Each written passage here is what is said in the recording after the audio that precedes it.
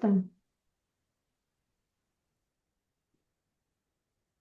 Tātad, oficiālais labvakar vēl visiem, kas ir klātesoši un kas klausīsies šo ierakstu vēlāk.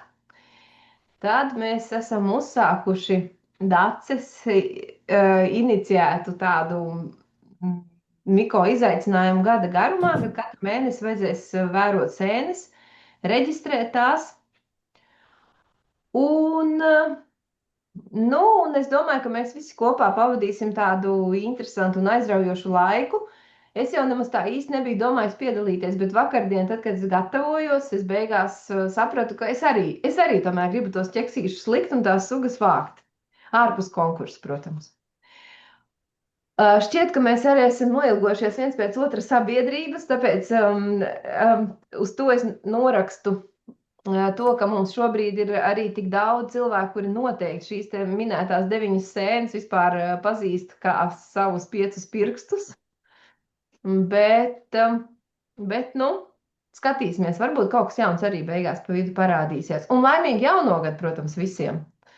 Mums ir pirmais šī gada pasākums, un es ceru, ka būs vēl daudz, un ne tikai katru mēnesi, kā mēneša sēnes Zoom formātā, bet arī klātienē, un atgādinu, ka Mikologu biedrības biedriem 24. janvārs ir jāierēķina un būs jābrauc uz dabas muzeju. Reku sēņu mīļi, jo daži ir pielikuši sēnes pie vaigiem, ja, labam noskaņojumam un labsajūtai. Kaķis aizgāja laikam, ja sāk skrāpēties. Labi, tad ķersimies pie lietas. Es attaisīšu prezentāciju, cerams, ka mums viss strādās tā, kā ir paredzēts.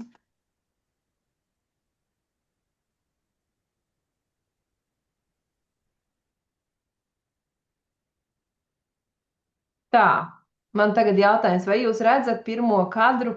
Jā, ļoti labi. Fantastiskām zvaigznēm un mākslīgā intelekta sēnēm. Tātad mēs šodien runātājs būsim tad droši vien, ka 3. Es, Diana, Inita, kura arī mums ir pievienojusies, un Dace. Bet tā kā sēnes vairāk ir tā saucamās manējās, tad laikam vairāk runāšu es šovakar nekā Inita. Un iniciatīva nāca no Daces. Ja jūs ieskatīsieties, kas man šobrīd ir fonā, man fonā ir 2 ar sēnēm saistītas lietas. Viens ir Daces veidots kalendārs, uz kura pamata tad mums ir janvāra sēņu izlase. Un blakus ir arī Marinas skaistais veidojums no piepēm, kas kaut kādā veidā ir pie manis atceļojis un nekādu neceļo tālāk. Bet es par to tikai priecājos. Tātad, vai šis ir pirmais sēņu vērošanas izaicinājums? Nē, tas nav pirmais, jo mums jau 21. gadā bija, tad, kad bija iznākusi sēņu grāmata, Lielā Latvijas sēņu grāmata, tad mums arī bija līdzīga veida akcija, kad gada garumā bija jāmeklē tās 10 sēnes, un arī tāpat kā tagad mums bija Zoom pasākumi, katru mēnesi bija 10 sēnes, un tad varēja viņas vākt un skaitīt. Un bija arī pēc tam kādu uzvarētāju, ja es labi pameklētu, varētu droši vien arī atrast, kurš tad savās visvairāk punktus. Un es iezīmēju tās 2 sēnes, kuras mums šogad atkārtojas janvārī, bet vispār jautāju izvēle Dacei. Daces izvēle tā ir bišķiņ savādāka nekā mums toreiz bija. Un pašā sākumā man gribētos tādas dažas vispārīgas lietas no biologa viedokļa. Kāpēc mēs visur nosaukumos liekam gan latvisko nosaukumu, gan blakus arī to zinātnisko nosaukumu? Kāpēc nevarētu iztikt tikai ar latviešu nosaukumiem? Tas ir tāpēc, lai gadījumos, ja jūs gribat sameklēt kādu papildus informāciju, vienmēr ir iespēja šo zinātnisko nosaukumu ierakstīt kādā meklētājā un sameklēt papildus informāciju. Tad kādas vēl lietas jāievēro, teiksim, par to rakstību vispār, jo es zinu, ka tagad ļoti daudz cilvēku sāk interesēties papildus par sēnēm un darboties arī naturalistā un daudz kur citur. Un kādi vispārējie principi? Tad latviski nosaukumus mēs rakstam ar mazajiem burtiem, piemēram, parastā apmalpiepa, izņemot gadījumu, protams, ka tas ir pirmais vārds teikumā, citos gadījumos to raksta ar mazajiem burtiem. Izņēmums ir tad, ja kāda sēņu suga ir nosaukta kāda pētnieka vārdā. Piemēram, Šveinica filcene, kas man ir ļoti tuvu sēne. Šveinica ir jāraksta ar lielo burtu, jo tā ir nosaukta pētnieka vārdā. Tad nākamā tāda piezīme, ka latīniskais, jeb zinātniskais nosaukums, kā būtu pareizāk viņu saukt, jo kādreiz tika aizrādīts, ka šie zinātniskie nosaukumi nevienmēr nāk no latīņu valodas, ir arī grieķu valodas, un vispār varētu būt arī no citām valodām, tāpēc pareizāk to būtu saukt par zinātnisko nosaukumu, ka tas ir vienmēr jāraksta slīprakstā. Bet kādas ir problēmas arī ar šiem te zinātniskajiem nosaukumiem? Tagad notiek ļoti daudz pētījumu, īpaši molekulārajā līmenī, un šie nosaukumi tiek ik pa laikam mainīti. Šurpu turpu reizēm atgriežas vecie nosaukumi, bet tas ir tās rets gadījums.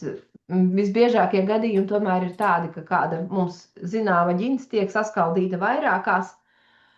Un teorētiski mums latviešu valodā tam vajadzētu sekot līdzi un izgudrot atkal jaunus nosaukumus šiem te sadalītajām ģintīm. Bet mēs tā īsti tomēr nedaram. Ja mēs esam to nosaukumu izdomājuši, tad tas nosaukums tomēr paliek tas pats. Tas vispār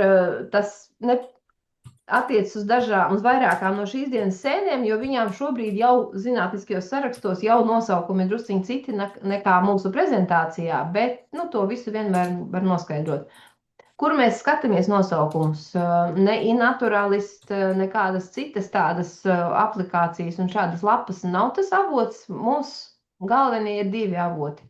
Mēs lietojam index.forum.org, un uzreiz tur var atvērt meklētāju un ierakstīt kaut kādu zinātnisko sēnes nosaukumu, un viņš parādīs gan to, kādi nosaukumi šai sēnei bijuši pirms tam, gan arī to, kurš šobrīd skaitās atzītākais. Un otra datu bāze ir Mikobank, kuru arī lieto līdzīgiem mērķiem. Mēs lielo Latvijas sēņu grāmatu saskaņojam ar index.forum uz to brīdi, tad, kad mēs šo grāmatu rakstījām. Bet jāsaka, ka šobrīd jau daudz nosaukumu ir mainījušies, bet tas jau nemaina sēņu būtību.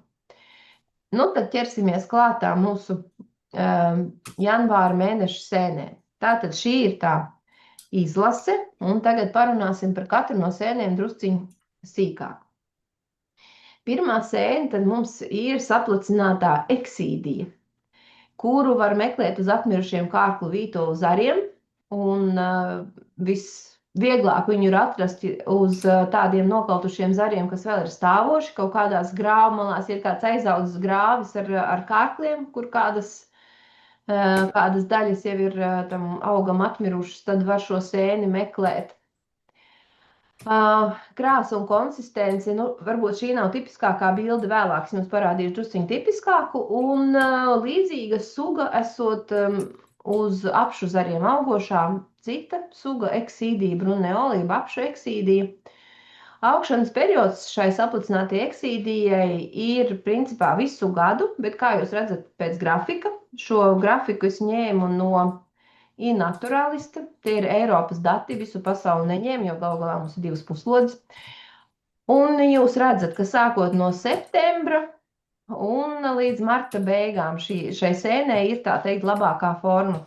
Jo daudzām sēnēm, kuras ir ar šādu želējainu konsistenci, mēdz būt tā, ka sausā laikā tās izžūst un pārvēršas par plānām miziņām, kuras var knapi pamanīt uz zariem, un tad, kad laiks ir mitrs, ja gaisa mitrums ir augsts, tad tā sēne atkal tā kā atdzīvojas un uzpošas.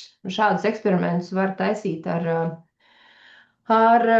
eksīdijām, un vismaz ar melno eksīdiju tas strādā ļoti labi. Viņu vairākas reizes var izkaltēt un pēc tam atkal ielikt ūdenī un samitrināt. Un tā kā rudens ziemas periods ir laiks, kad gaisa mitrums parasti ir visaugstākais, tad šīs sēnes, ne tikai šī, bet arī citas tās želēviedīgās sēnes ļoti priecīgi aug šajā laikā. Te es paņēmu gan no dabas datiem, gan no iNaturalista. Es ceru, ka ja kāds redz savu sēni no dabas datiem paņemt savu fotoattēlu, neapvainosies uz mani. Autora tiesības visur netika pierakstītas, varbūt nākamreiz. Bet šeit es izvēlējos tādas diezgan tipiskas attēlus, kas aplicinātā eksīdija, viņi tiešām atgādina tādu, tā kā kāds būtu paņēmis bumbulīti un tad saspiedis no augšas un apakšas. Tad, kad sēne apkalst, viņa, protams, maina savu skaisto paskatu, Un šeit var redzēt, nu, te ir zaigas, piemēram, bilde vidū, pilnīgi noteikti atceros, ar tādu kā ledus maliņu. Arī šādi dekoratīvi sēni var būt izgreznoti, bet viņi var būt arī apkaltus un izskatīties pēc tādām, nu, gandrīz melnām, jo tumši brūnām, sakautušām mizām uz koka. Es jums novēlu atrast to skaistāko formu, jo ir iespēja meklēt. Es domāju, ka arī salā viņi varētu izskatīties diezgan labi arī šobrīd, bet gan jau līdz mēneša beigām būs arī tāds drusciņ maigāks laiks priekš sēnēm. Nu, un šeit es paņēmu atradnes, katrai sēnē būs šādi grafika atradnes Latvijā. Tas ir no 2000. gada 1. janvāra līdz šai dienai. Cik ir sēnes novērojami dabas datos no Latvijas, ir 254. Un inaturalistā mums ir tātad 61. Ņemot vērā to, ka inaturalistu, man liekas, ka tagad tāds uzplūst tikai mums sākās ar rudeni, ka vairāk cilvēki iepazīst. Nav tā, ka tikai no rudens, bet no iepriekšējā rudens, bet tomēr tāda lielāka aktivitāte par Latvijas sēnēm ir sākusies tagad. Nu, tad tādi ir šie dati. Es domāju, ka mēs ar Daci varētu nākamā mēneša sākumā paskatīties, pa cik tad mums ir pieauguši šie cipari, jo to ir ļoti vienkārši konstatēt, un vai šī te akcija ir nākusi par labu arī tātad ziņām par sēnes izplatību Latvijā. Sēne ir izplatīta pilnīgi noteikti visā Latvijā, tāpēc, ja mums izskatās, ka pēc inaturalista ir pārsvarā tikai, nu, es teiktu, Gaujas ieleja un dažas vietas Kurzemē, tad vajadzētu aizpildīt arī plašāk šo te karti. Tā tad uzsvars uz inaturalista lietošanu tieši Latgales pusē. Nākamā sēne - ziemas kātiņpiepe, kura mūsu grāmatā vēl ir ar nosaukumu Paliparus brumalis, un tagad viņa ir Lentinus brumalis.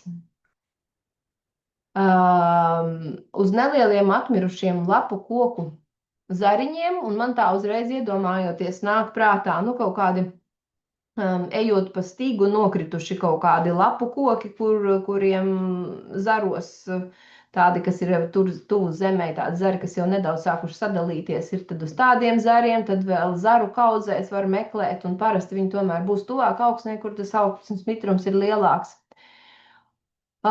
Sēde attaisno savu nosaukumu ziemas kātiņpiepe, jo tai augšanas maksimums tomēr ir šajā vēsajā periodā. Un uz septembra vidu tikai sāk, kā jūs redzat, parādīties, un uz maija beigām jau izbeidzās tas galvenais augšanas periods. Te ir vēl daži tādi tipiski kadri, kā jūs redzat, poras ir iegarenas, viņas tās nav apaļas un ir samērā lielas, viņas ar neapbruņot aci ļoti viegli var saskatīt. Augus koksnes, redzat, pa kreisi ļoti labi var redzēt šo te augšanas veidu. Arī labajā pusē tur ir bērs apakšā. Un līdzīgā suga, tad labajā pusē divos attēlos ir skropstainā kātiņpiepe, kurai poras ir tik sīkas, kā ar neapbruņotu aci, nu, neizmantojot lupu, ir samērā grūti saskatīt, pat, ka tās ir atsevišķas poras atšķirībā no ziemas kātiņpiepes, kas ir kreisajā pusē, kurai tas nu ir skaidri redzams. Tā, un te ir atkal atradnes Latvijā. Tā tad dabas datos 159 un inaturalistā 30, bet nu ziema tagad sākas, tā kā es domāju, ka mums parādīsies šie dati aizvien vairāk.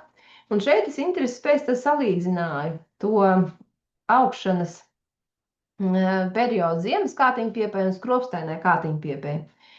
Tātad, sākot no marta līdz maija beigām, var sastapt abas divas, tad ir īpaši uzmanīgi jāskatās. Un vairāk tai ziemas periodā, tad nu, tā iespēja satikt skropstaino kātiņpiepi ir tikai tad, ja tā ir jau tāda pavisam veca un sažūsi. Bet nu, pārāk ilgi viņas dabā tomēr nesaglabājas. Un nu, tā kā uzmanīgi jāskatās tomēr un jāfotografē gan no vienas, gan no otras puses. Nākamā mums ir smadzeņveida receklene. Ļoti interesanta sēne, kurai droši vien mikologi īpašu uzmanību kādu brīdi nepievērsa, līdz kamēr Edgars Munkins, manuprāt, bija tas, kurš šo sēni izcēla saulītē. Un izrādās, ka sēne tomēr ir plaši izplatīta Latvijā. Atgādina tādas baltas smadzenītes, aug uz priedēm, bet barojas nevis ar priežu koksni, bet ar asins sarkanās sīkpiepes micēliju.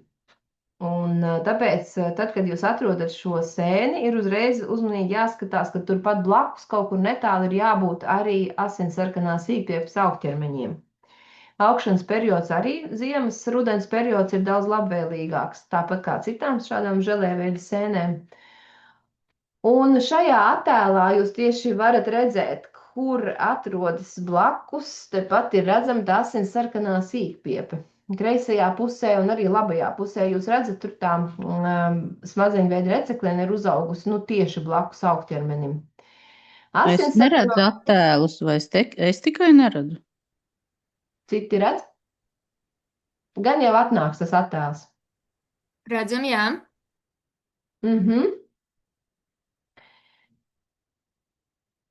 Jā, tad droši vien, ka jūsu galā ir kaut kāda interneta problēma varbūt. Savienojumu. Paldies, viss kārtībā. Jā, tā jau man likās, ka jābūt. Un asinsarkanai sīkpiepei tāda interesanta īpašība, ja jūs šādu svaigu augķermeni no apakšpuses pakasīsiet ar nagu, ievilksiet pāris svītras, tad izdalīsies tāds sarkans šķidrums un tās svītras paliks tādas asinsarkanas, kā jau liecina nosaukums. Tātad mēs mācāmies nevis mēneša 9 sēnes, bet plus vēl arī gandrīz vai katrai sēnē ir vēl kāda nāk komplektā. Reizēm mēdz izskatīties ļoti smadzeņu veida, tā kā kreisajā pusē, un griezumā jūs pagriezīsiet šo sēni, vienmēr redzams šis te stingrais baltais kodols. Tā arī viena no tādām raksturīgām pazīmēm. Atradņu skaits arī samērā liels, 107, bet principā jābūt vairāk. Šis atspoguļo drīzāk tādu cilvēku ar zināšanām tiešanu mežā, kuri zina par tādu sēnes eksistenci un viņu ir meklējuši, bet es domāju, ka tad, kad uzzina, kur to meklēt un kāda viņa izskatās, tad vajadzētu tai Latvijai arī būt noklātai ar šīm atradnēm. Un ja naturalistā pagaidām arī tad ir 5 reizes mazāk vēl to ziņu. Saldā eksīdija ir vēl viena sēne, kas ir jāmeklē uz nokritušiem priežu zariem un priežu stumbriem, varbūt gan ar mizu, gan bez mizas.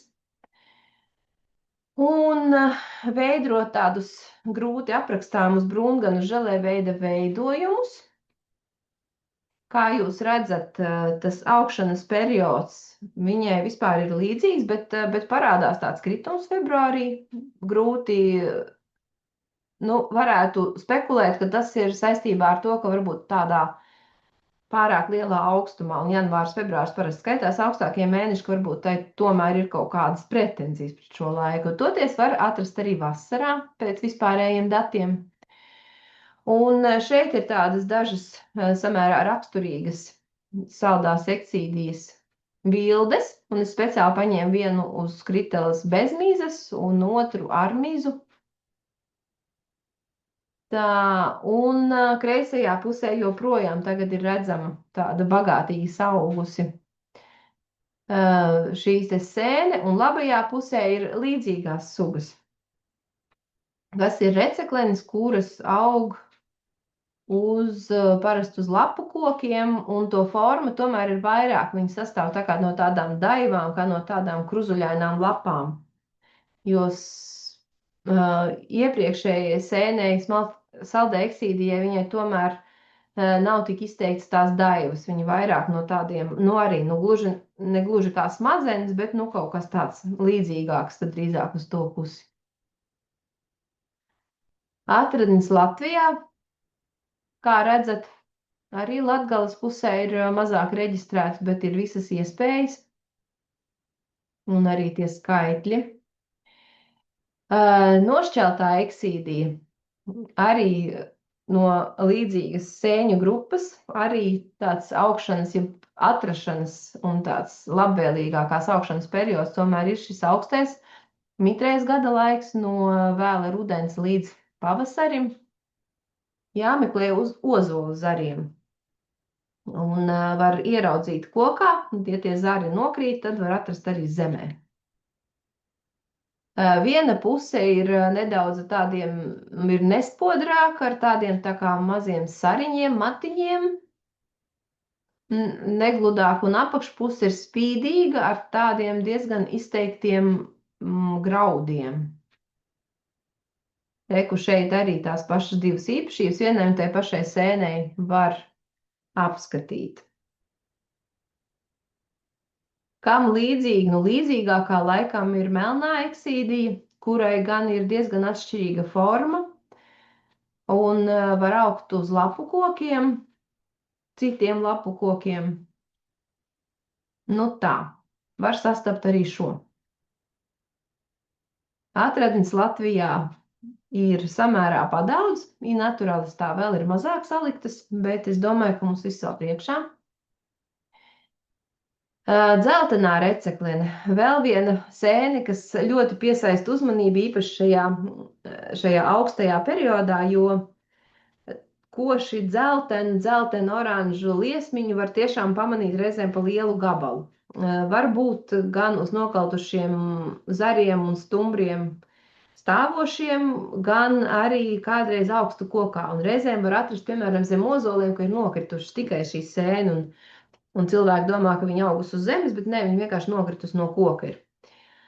Tāpat kā jau viena no minētajām smadzeņu veida eksīdiju, arī šī ir tāda, kas parazitē uz sēnēm, un konkrēti šajā gadījumā tās ir vaskainis. Un uz tām vaskainēm, kuras parasti aug uz atmirušiem lapu koku zariem.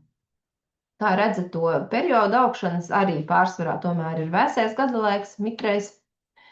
Te ir daži piemēri. Kreisajā pusē ir vienkārši ļoti skaista Evitas bilde šai sēnei. Labajā pusē ir ļoti izteiksmīgi blakus vaskaina, uz kuras tad parazitē šī te mūsu dzeltenā receklene. Šis ir kadrs no ozola, jo šī ir ozolu vaskaina. Redziet, tie saplēsājušie tādi violēti rozā pleķīši.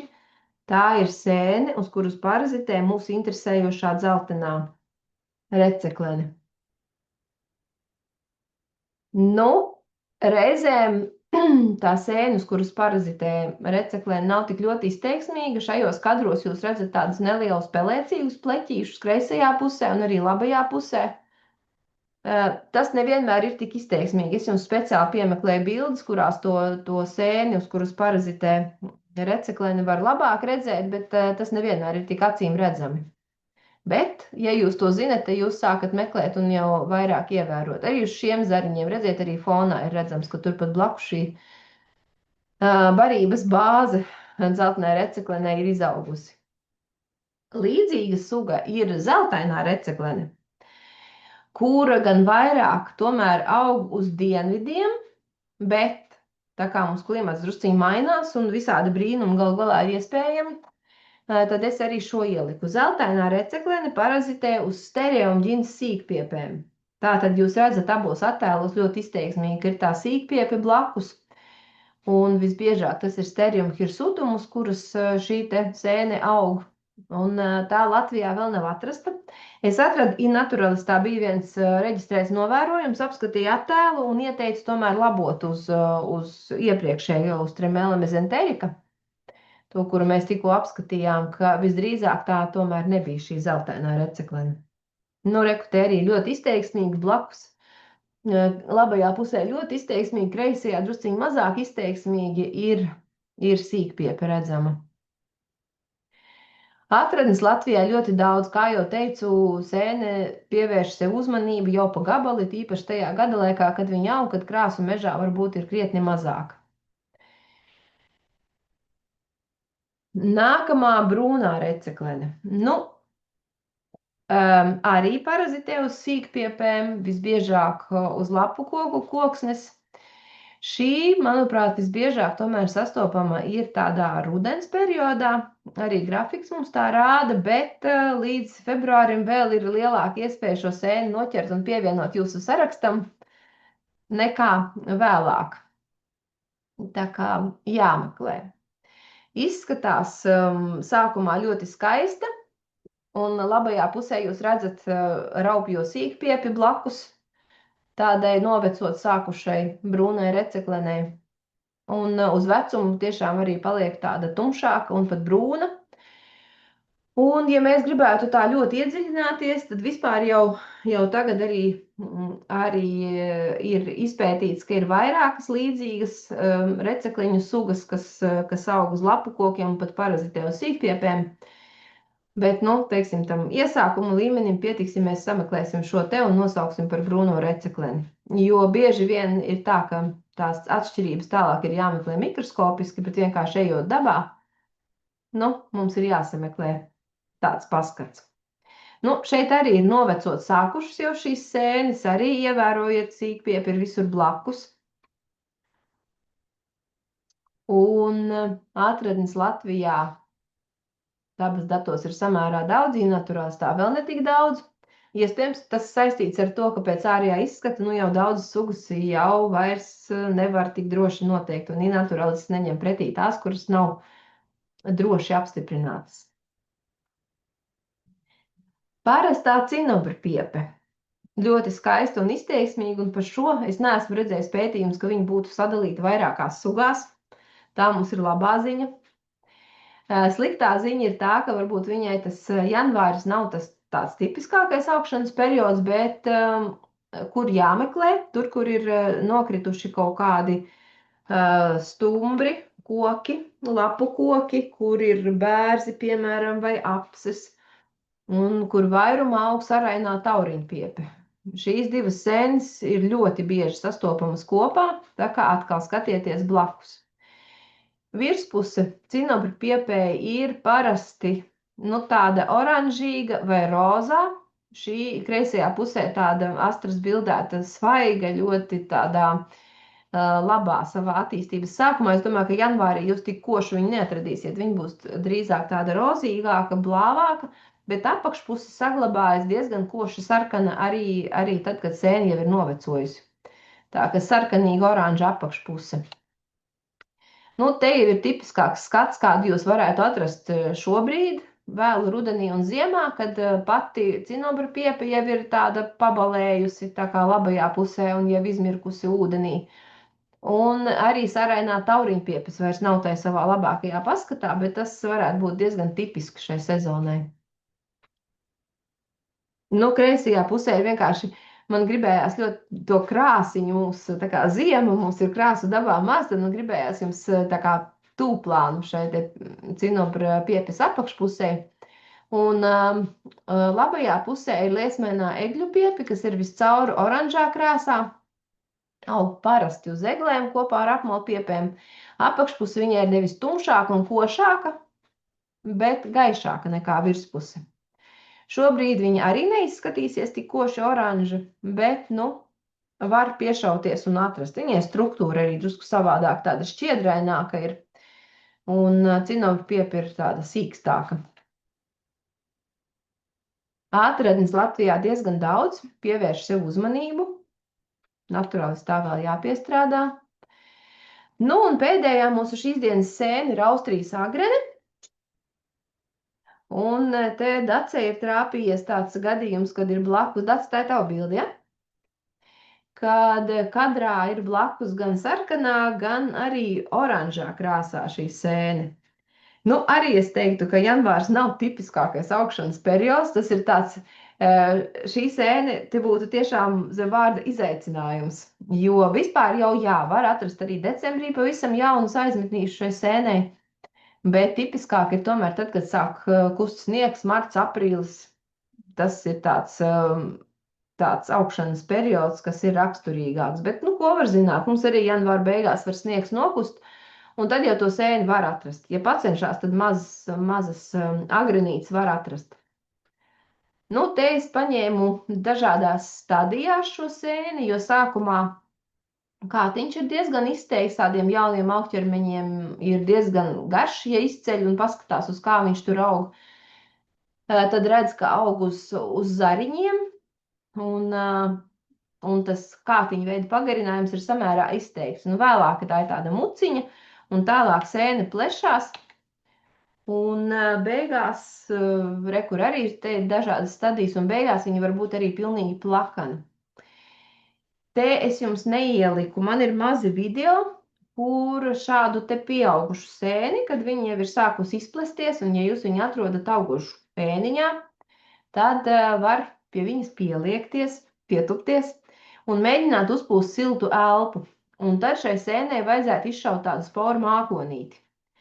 Tā dara gandrīz visas kaussēnes, un visizteiksmīgāk tas sanāk tad, ja jūs sēni paņemat, ieliekat leduskapī un izņemat no leduskapī, viņa sāk sasilt, un tad viņai uzpūst siltu mitru elpu, un tad viņa izšauj tādu kā salūtiņu.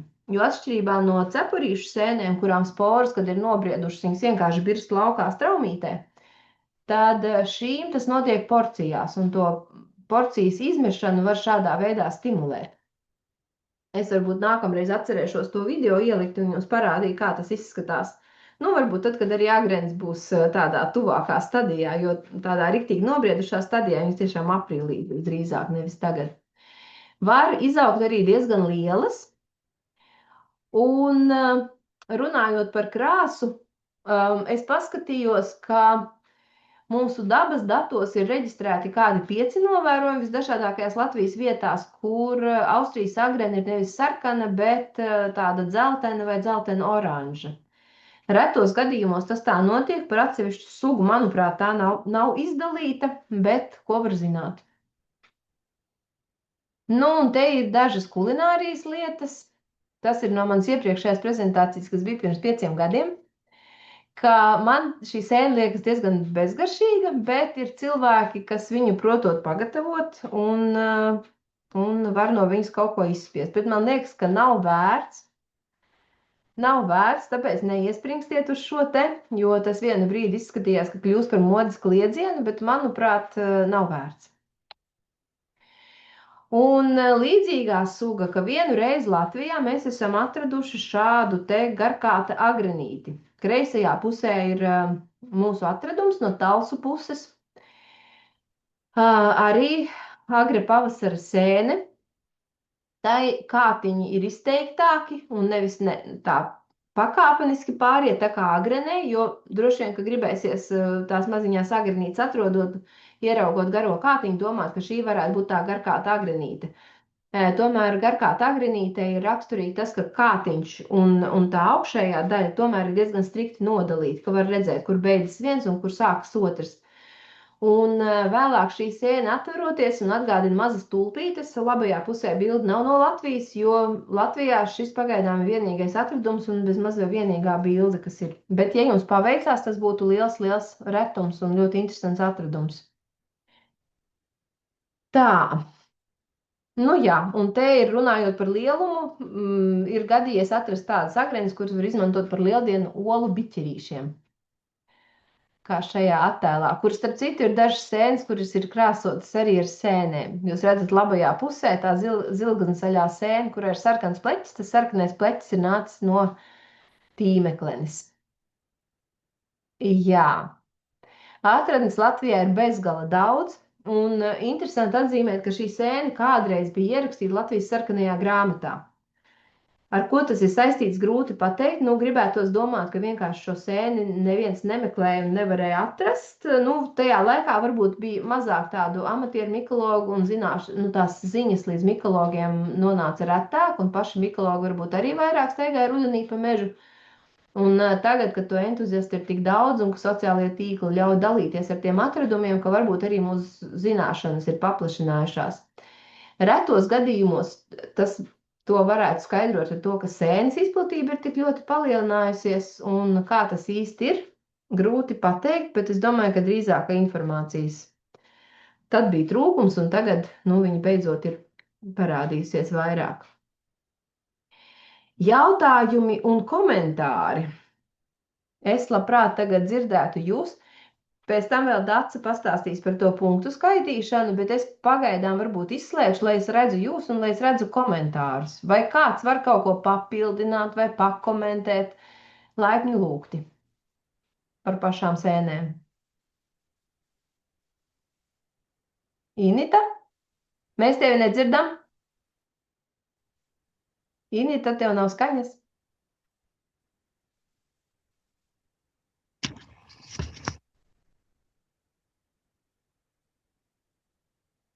Tagad laikam būs, runā. Nē, nav. Bet vien brīdi izklausījās, ka ir. Nedzirdu. Nu, ir? Tagad ir.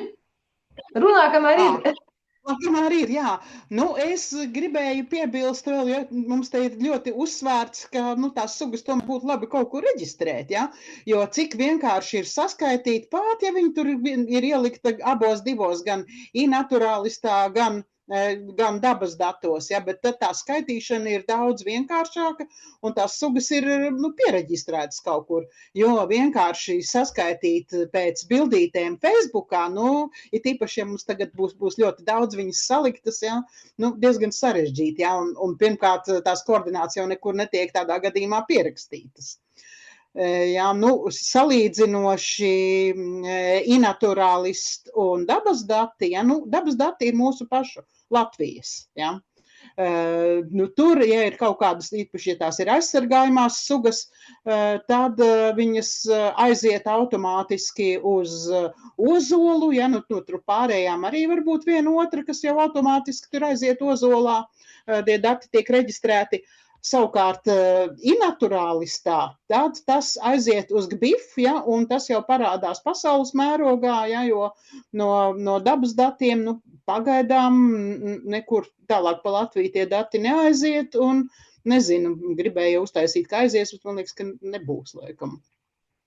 Tā kā vienā vai otrā vietā vai ielikt, ja?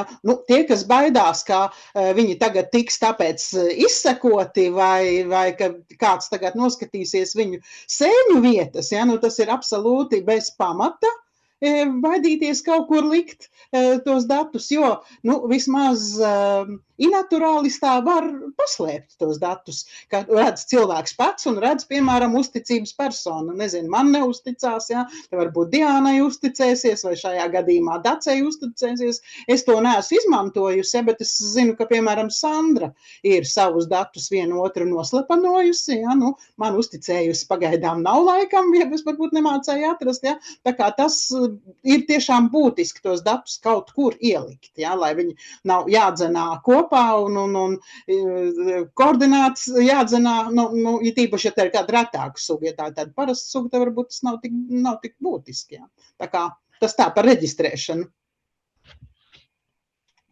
Paldies. Es tikmēr palasīju komentārus. Jā, kā jau es teicu, tā brūnā receklene ir vairākas sugas jau slēpjās zem šīs vienas, un, ja gribat palasīt dziļāk, reka mums te komentē Uldis un Ineta. Un par to agreni es īsti nepiekrītu, ka toreiz uzskatīja, ka kokcīnē ir parasta, bet austriāka reta, bet to laikam vajadzētu parakt. Jo, manuprāt, kādreiz uzskatīja, ka visas ir kokcīnē, un tā pati kokcīnē arī bija ielikta tai sarkanajā grāmatā, bet, varbūt es kļūdos.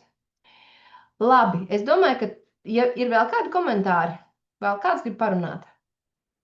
Jā, par to agreni, kāpēc tur arī tajā iNaturalistā viņi vienkārši dižie spečuki pasaka, nevar pateikt bez mikroskopēšanas, un tāpēc tur bija laikam viens, kurš kaut kā bija pamanījies, ko neviens nav pamanījis un nomainījis. Jā, vienkārši viņi uzskata, kā nevar pateikt. Bet es domāju, ka mēs vienkārši pieskaitīsim šajā gadījumā ģinti, jo diez vai viņus tur arī kāds tagad mikroskopēs un skatīsies, jā, kad vienkārši ieskaitīsim visus, kas ir, visus ieskaitīsim.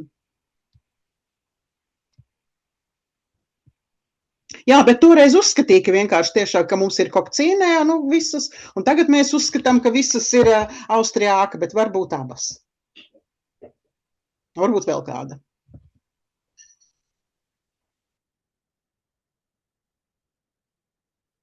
Jā. Un vēl mēs tā kā runājām par to, ka tām sēnēm vajadzētu ieviest jaunu tradīciju un sēnēm pievienot katru mēnesi pa vienam ķērpim. Tā ir tāda pavisam nesen dzimusi ideja, un tāpēc, Renāte, varbūt tu vari pastāstīt tagad par to savu ķērpi. Sveiki, jā, es varu, es gan nebiju gatavojusies, bet ierosināja organizatoras izvirzīt dzelteno sienas ķērpi. Es varu padalīties ar ekrānu, vienkārši bez prezentācijas parādīt kaut ko, ko ņemt vērā par dzelteno sienas ķērpi, kas ir gada ķērpis. Renāte, es tev iedošu to nē, man nevajadzēja tā darīt, nu neko. Labi, tu man pēc tam atdos atpakaļ to saimnieku, ja?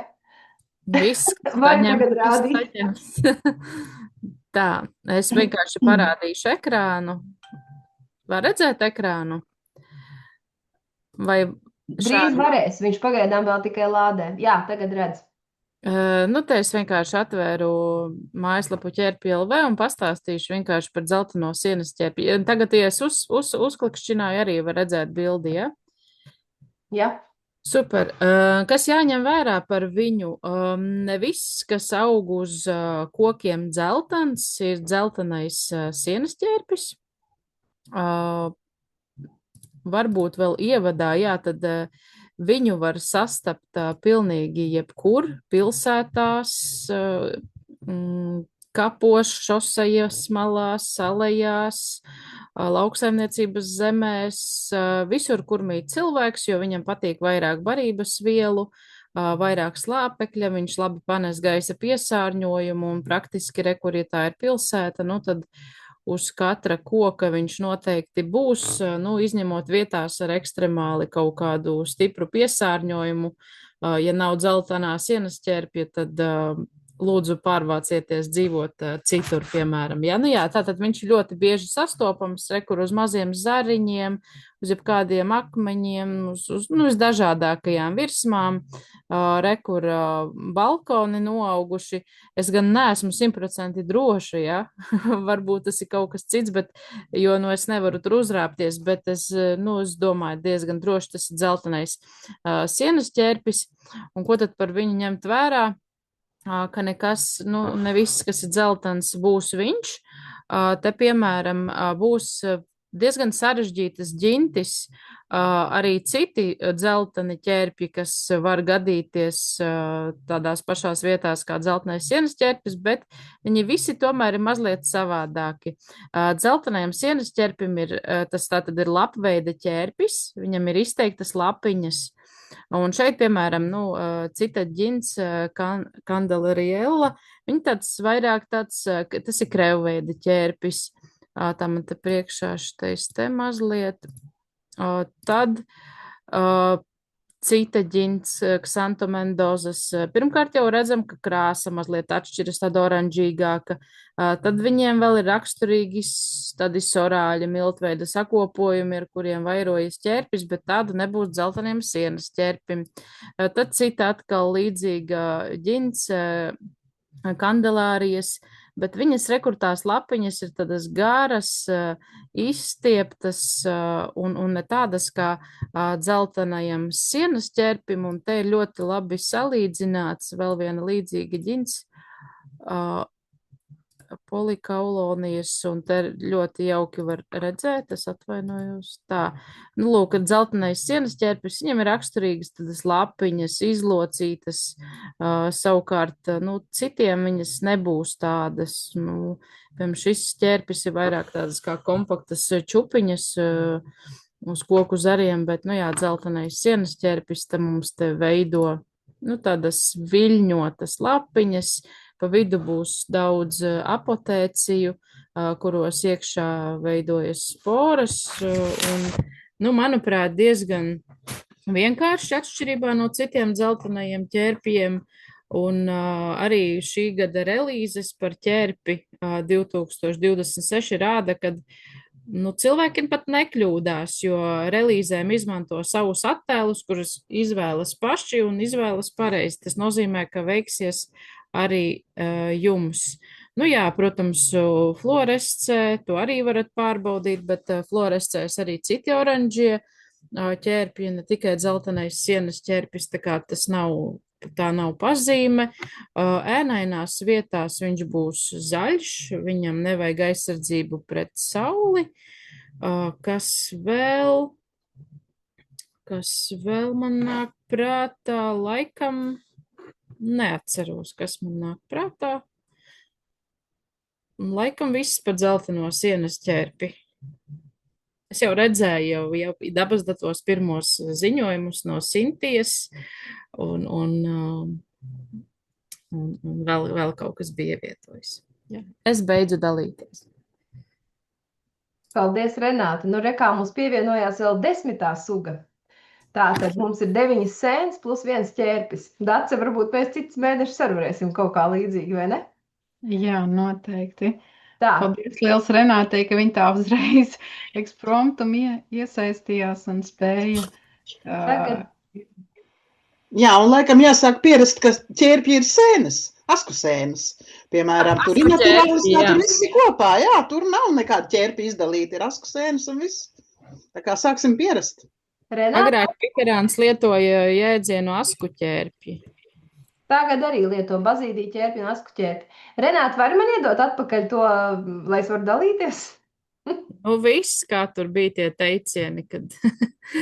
Atdevu mazo pirkstiņu, vairs nevar dabūt atpakaļ. Bet es jau atdevu visu. Atdevi? Es atdevu, kā man tā, kas man jāizdara būtu? Tev ir labajā pusē, ja tev ir vaļā. Jā. Nē, pagaidi, nē. Kur nu bija, Evita? Tev jāatver dalībnieku saraksts, un tad pie mana vārda, tur participants, ja? Un tad pie mana vārda tev jāsameklē 3 punktiņi. Man liekas, ka tā tur varēja. Izdevās? Tā kā nomainīt hostu, ja? Jā, paldies. Tagad, laikam, viss ir kārtībā. Paldies. Tā, tagad jūs redzat atkal tās fantastiskās sēnes, ja? Un tagad mums ir vārds Dacei. Es ceru, ka man arī ies uz priekšu tā prezentācija. Tā kā viņa man šad, iet uz priekšu. Nu, tad Dace, vārds tev. Paldies jums, ka sagatavojāt tik forši un izsmaļoši, ka pilnīgi jau gribās iet un meklēt. Bet kamēr mēs tā runājāmies, jūs tā stāstījāt, man radās sajūta, ka man tomēr drusku vajag izstāstīt aizkulises un man personisko stāstu par šo te šī gada izaicinājumu. Un tas notika tā, ka manā darba vietā katru gadu mēs organizējam labdarības pasākumu, un tur visi kolēģi, kas kuram hobijā, tur cits taisa zeķes, cits ievārījumus un gurķus, un piedalās ar tiem saviem izstrādājumiem, un tad pārējie tā kā sola naudiņas, un tad tās naudiņas aiziet kādam svarīgam mērķim, kolēģim, kādam palīdzēt veselībā un tā.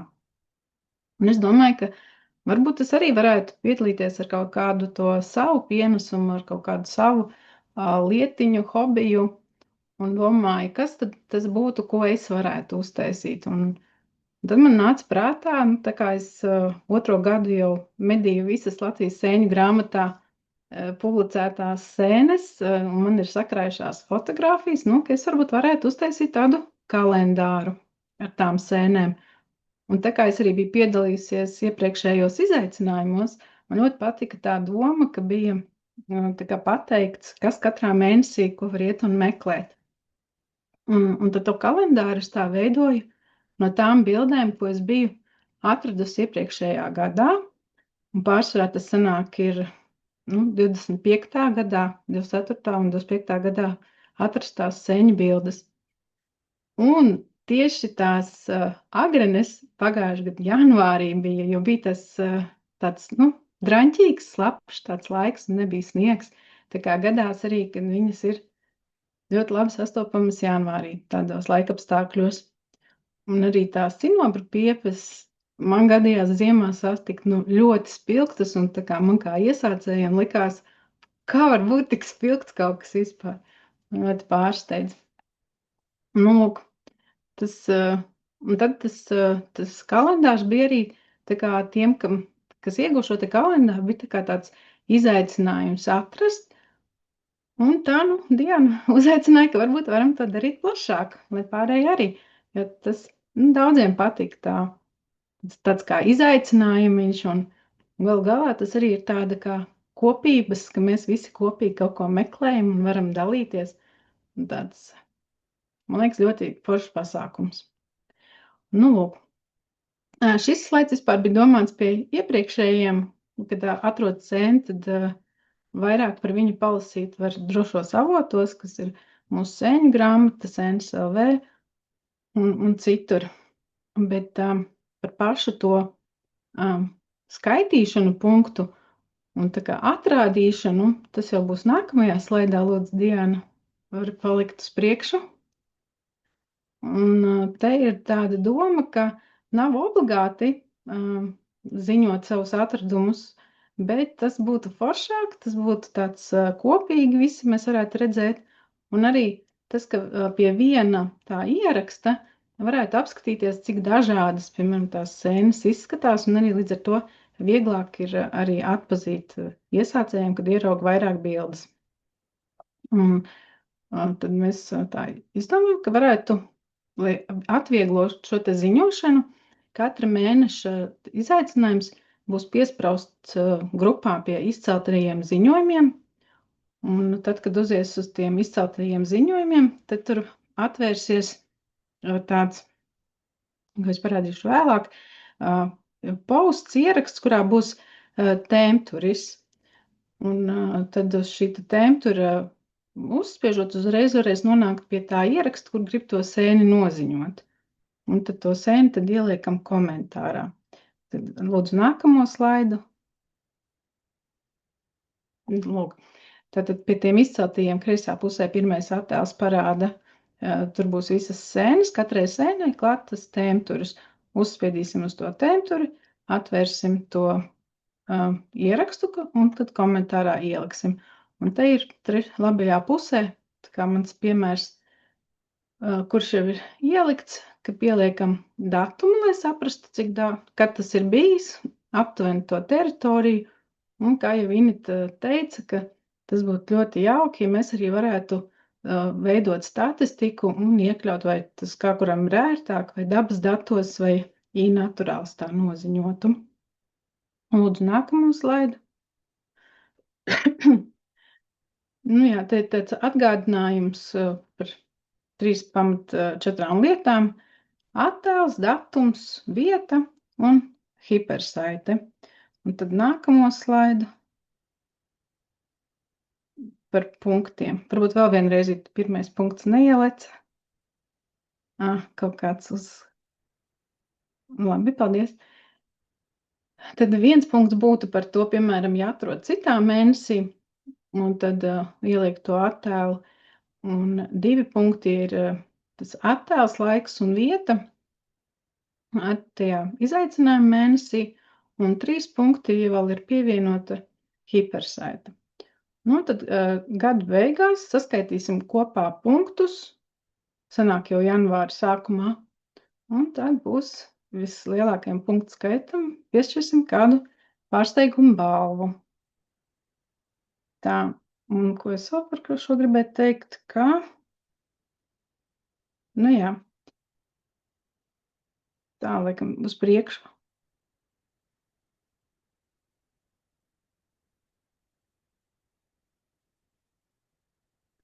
Jā, tas arī tā kā liekas vienkārši, un izskatās, ka arī daudz jau ir ielikuši, un ka jautājumi, varbūt vēl kādam ir jautājumi par tiem punktiem un tehnisko ziņošanu.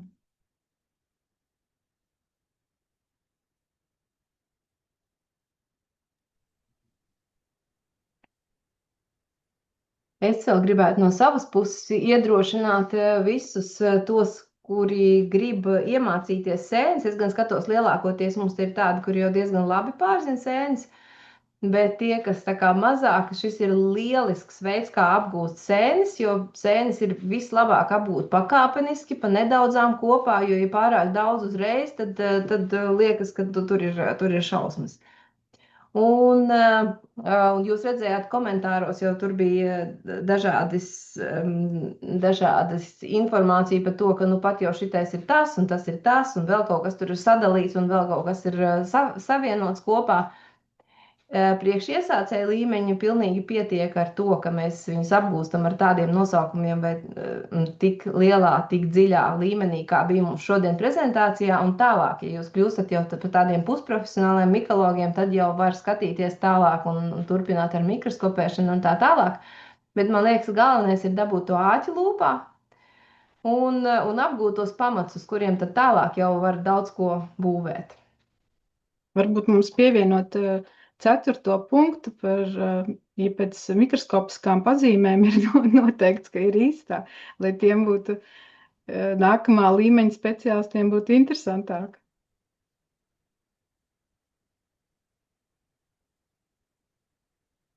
Nu, man liekas, ka tam pagaidām nebūtu ļoti liela nozīme, bet var jau mēģināt. Vai Uldim un Inetā ir mikroskopi?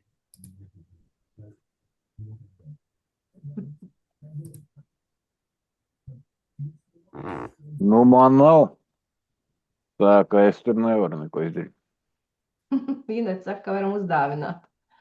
Nu, jā, būs vien jādzīvo, kā esam. Jā. Nu, ko? Paldies visiem par piedalīšanos. Dace, liels paldies, ka uzņēmies, jo vispār tas aicinājums, ka vajadzētu 10 mēnešu sēnes atkārtot atkal no jauna citās skaņās jau skanēja, un es ļoti priecājos, ka tu uzņēmies arī palīdzēt šo te visu organizēt, un droši vien, ka punktu skaitīšana būs tavā ziņā, ja? Tev iesākums jau ir. Jā, tā kā ļoti jauki, un es aicinu piedalīties un iepazīt sēnes, mācīties pašiem, iedvesmot citus. Jo arī jūs droši vien vieni paši neiesiet mežā, un gan jau tie līdznācēji arī vienā brīdī pavilksies un sapratīs, ka tas ir ļoti jauki un interesanti. Tā kā, lai mums visiem veicas.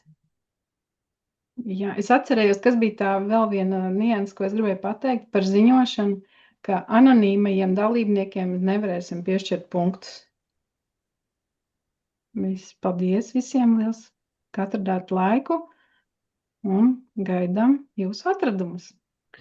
Nu, un es vēl tad aicinu visus klātesošos droši dalīties ar šo lielisko iniciatīvu. Paldies organizatoriem arī ārpus biedrības un aicināt aizvien plašākus sēņotāju un sēņu vērotāju pulkus iesaistīties šajā iniciatīvā un Latvijas sēņu apzināšanā un tradīcijas kopšanā un arī jaunu tradīciju veidošanā.